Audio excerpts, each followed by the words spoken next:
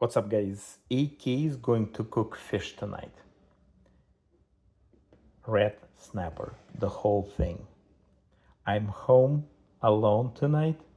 My wife, she's an American. We have 3 kids, grew up here, but it will be challenge for them if I cook it the whole thing and serve.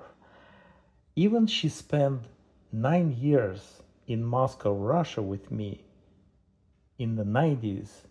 It's still very tough for her. So red snapper, I clean it. It's already, no, it was cleaned before, just a little bit.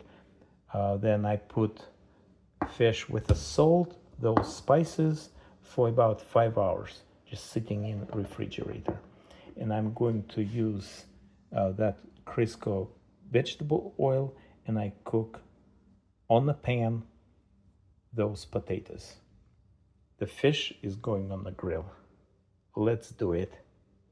I'm using Imusa pan. It's a thin cast iron. Very good. Love it. So it's probably 5 years old. I give it to my older son when kids, starting cooking on their own.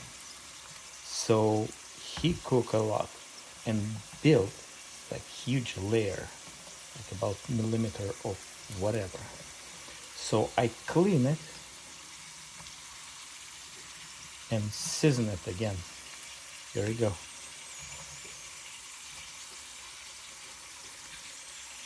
And getting ready. I'm putting a little bit of olive oil on the fish, both sides, so it's not gonna stick to grill right away. Ready for the grill. I really like my grill.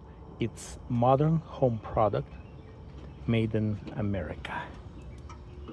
Here we go.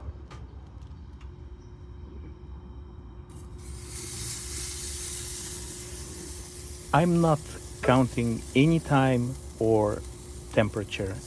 I'm going by eye. Here you go. The whole thing. It has a lot of flavors, juicy. Just be careful with the bones. Red snapper with potatoes.